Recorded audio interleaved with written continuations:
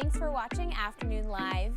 We all have bad habits we'd like to change, but wanting to change and actually changing are two very different things. Here to help us follow through is the author of Maybe It's You, Cut the Crap, Face Your Fears, Love Your Life, life coach Lauren Zander. Lauren, love the title of your book. Thanks for spending some time with us today. Thank you for having me. So tell me about this idea of using promises and consequences to change our habits. How does that work? Okay, so first off, you have to want to make a promise to change something. You have to know what you want to change. You actually have to go, I'm going to lose 10 pounds, and you need to put it in time. So for the next 6 weeks, so don't make a long promise for the rest of your life you're going to be good about something. Make it something that you can do in time. So for the next 6 weeks, I'm not going to, and then fill in the blank, or I am going to. So the habit also has to be really specific.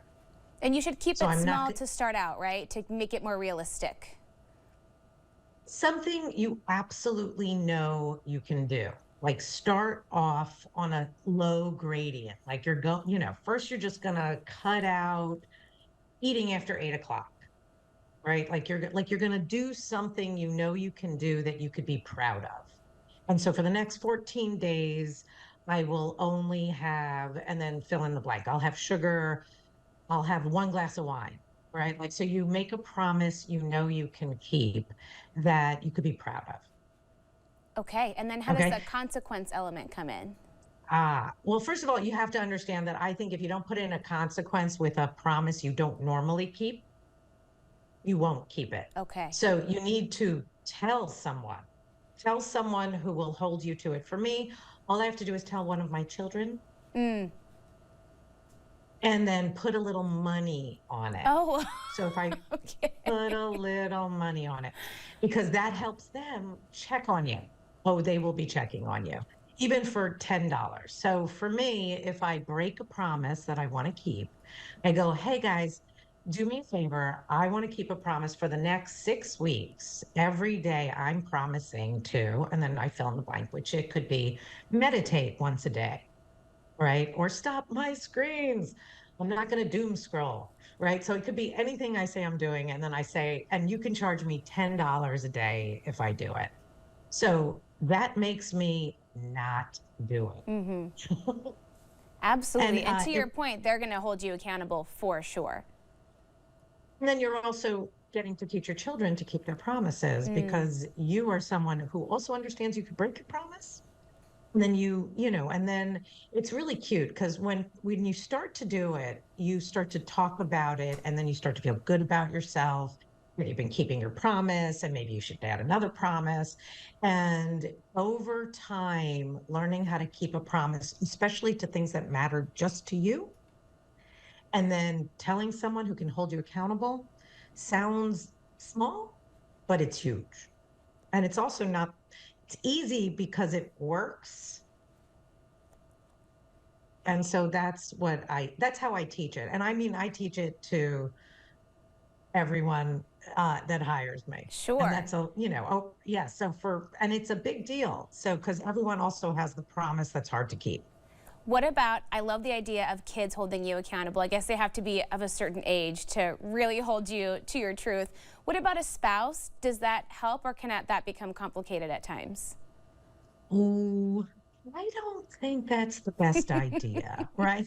I think that could get a little tit for tat and could get a little nasty.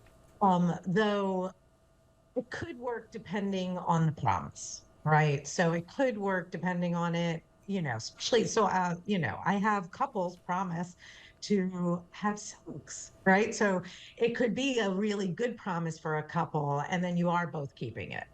So depends on if it's a good one and one you both want. That makes sense. And especially, okay, it's the time of year. We're almost in the new year. I'm sure a lot of people come to you for advice about the New Year's resolution.